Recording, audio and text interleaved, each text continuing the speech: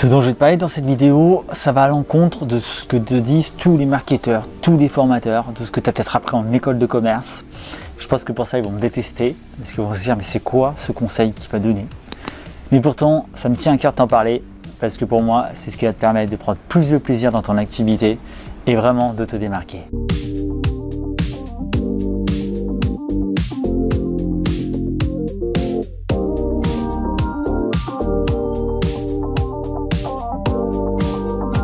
Quand tu as lancé ton entreprise, ton activité, ta chaîne YouTube, ton blog, tu l'as fait parce que tu avais une passion à partager, tu avais un message à transmettre, tu avais quelque chose qui te branchait. Et en général, quand tu commences une activité, quelle qu'elle soit, le premier truc qu'on te conseille de faire, c'est d'abord de définir ton client idéal. On te dit, voilà, définis ta cible, qui tu vises, d'accord, ses besoins, ses objectifs, ses rêves, le profil type, etc., etc. Tout, d'accord, de partout, tout le monde va te conseiller ça. Quelle que soit ton activité, et moi-même je l'ai conseillé pendant longtemps sur mes anciens blogs, j'apprenais aussi à mes clients à créer des personas, à créer un profil idéal. Je l'ai fait. Le problème, c'est qu'avec le temps, je me suis rendu compte que c'était un véritable créativité. Vraiment. Le truc en fait, le problème de ça, le problème d'avoir ton client idéal, le problème de créer un persona, c'est quoi? C'est qu'en fait tu vas venir créer des avatars clients, d'accord, sur les différentes cibles que tu veux viser, et qui va venir, si tu veux, enfermer, encapsuler ton activité et ton contenu pour qu'ils répondent uniquement à ces clients-là. Le truc, c'est que tu le sais comme moi, quand tu es entrepreneur, tu évolues. Ton message évolue, ta vision des choses évolue, ce dont tu as envie de parler évolue. Encore plus quand tu es blogueur, youtubeur, que tu crées beaucoup de contenu, tu apprends en même temps que tu crées et tu as envie de partager autre chose. Tu vois, tu n'es pas enfermé, tu n'es pas la même personne le premier jour que le 10e jour, que le premier mois, que la première année. Tu changes constamment. Et moi, par rapport à quand j'ai commencé ce challenge YouTube, c'est-à-dire au début de l'été, eh ben, je suis complètement différent maintenant. Alors qu'on n'est que en août, tu vois, mais j'ai déjà changé. En un mois et quelques, j'ai déjà changé. Il y a déjà des sujets dont j'ai plus envie de te parler. J'adopte un ton différent, un style différent, même voilà, une approche de mon activité globale différente sur YouTube. Et ça, tu le sais, ça doit t'arriver aussi. Si tu as un blog, c'est une chaîne YouTube ou n'importe quelle autre activité, tu évolues constamment, tu apprends constamment.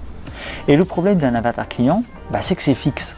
C'est-à-dire qu'en fait, quand tu commences ton activité, tu vas te dire, voilà, je m'adresse à ces personnes-là, qui ont ce profil-là, donc il faut que j'ai ce ton-là pour m'adresser à eux. Et basta.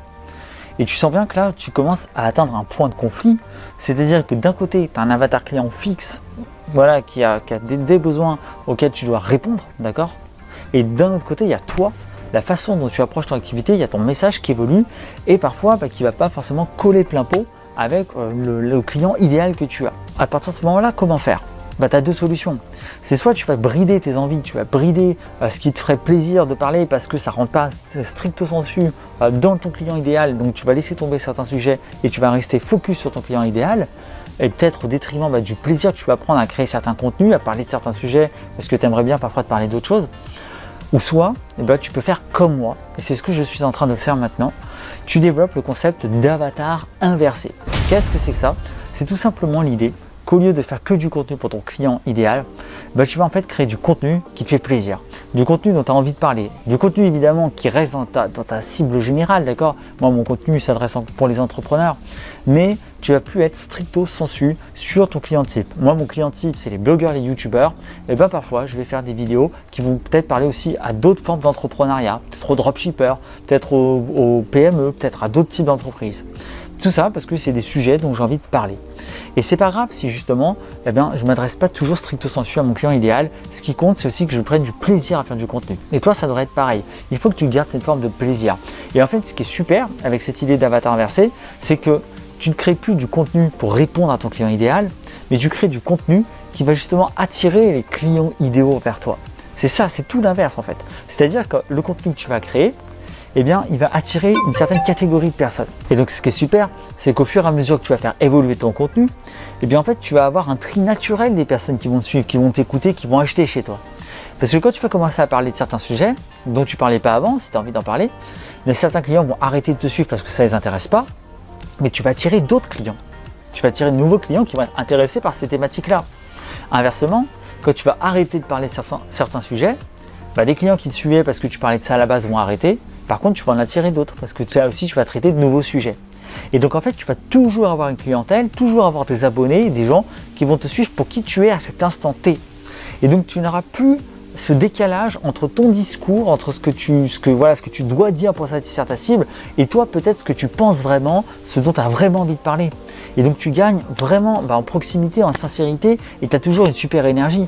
Tu as toujours la passion, d'accord? Ça te permet de tenir beaucoup plus longtemps dans le temps parce que tu vas parler toujours de trucs qui te font kiffer, d'accord? Et tant pis si ça ne répond pas exactement au client idéal parce que finalement, cette notion de client idéal n'existe plus vraiment. Tu vas attirer naturellement de nouveaux clients qui seront idéaux sans même que tu le saches qu'en fait, ils sont idéaux pour toi. Juste le fait de parler d'autre chose va attirer de nouveaux clients que tu n'aurais peut-être même pas soupçonné et qui vont être réceptifs à ce message que tu as envie de faire passer. Alors que toi, si tu t'étais à la base fixé et enfermé dans un client idéal type, tu n'aurais peut-être même pas pensé à ce client idéal. Moi, je suis sûr qu'il y a des gens qui me suivent et qui ne sont en fait pas du tout dans la cible initiale à laquelle j'avais pensé, qui ne sont pas du tout en fait mon client idéal type auquel j'avais pensé. C'est complètement contre-productif à mon sens de venir s'enfermer dans un client type, d'accord, et de se dire voilà, je m'adresse à toi ou à toi. C'est bête de faire ça. Non, laisse tomber tout ça. Fais un contenu qui te branche, fais un contenu qui parle de ta thématique, mais avec le ton que tu as envie d'adopter, les sujets que tu as envie d'aborder, avec ton style, et tu verras bien qui viendra à toi. Et les gens qui viendront à toi seront naturellement tes clients idéaux. Et c'est à eux que tu vas parler et tu seras toujours en harmonie, d'accord, avec ton activité. Et les gens qui vont te suivre, t'écouter seront toujours en harmonie avec ce que tu proposes. Donc ça, c'est vraiment un truc que j'ai envie de te partager parce que je trouve qu'il y a trop de gens qui transforment leur activité en vraie corvée, qui se retrouvent à devoir parler de sujets qui les saoulent, qui perdent un peu cette passion dans ce qu'ils faisaient, qui perdent un peu cette motivation, cette envie. Parce que je pense qu'au bout d'un moment, ils ont l'impression de faire le tour de leur sujet parce qu'ils sont enfermés dans ce client idéal, dans cette cible idéale, alors qu'en fait, ils peuvent s'ouvrir. Voilà, ils peuvent s'ouvrir en parlant de sujets dont ils ont envie de parler. Il ne faut pas se brider, surtout pas. Moins tu vas te brider, plus tu vas parler de sujets différents, plus tu vas pouvoir aussi exprimer qui tu es, ta personnalité, et plus les gens vont s'attacher à toi. C'est-à-dire qu'au bout d'un moment, tu vas avoir même des gens peut-être qui ne vont pas du tout te suivre pour ta thématique, mais qui vont te suivre juste parce qu'à un moment donné, tu as fait certaines vidéos, certains articles qui ont parlé de sujets un peu différents, mais qu'ils ont adoré, et qui vont quand même te suivre, tu vois, et qui vont peut-être même un jour acheter au détour une formation que tu vas proposer, là aussi peut-être sur un sujet un petit peu différent de ta thématique. Tu vois ce que je veux dire? Enfin, l'idée, c'est vraiment d'évoluer aussi avec tes envies, de ne pas rester que focus sur le client idéal, mais aussi toi ne pas t'oublier dans cette affaire, ne pas t'oublier, c'est hyper important.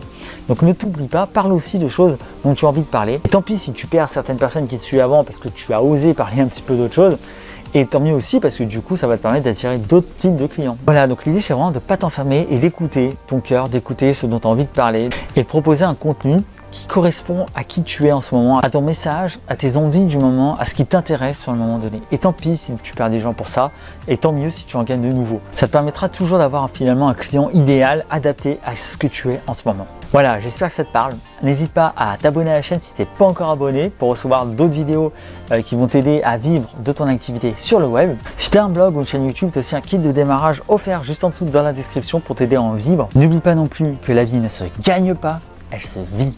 On est Business Fury, à très vite.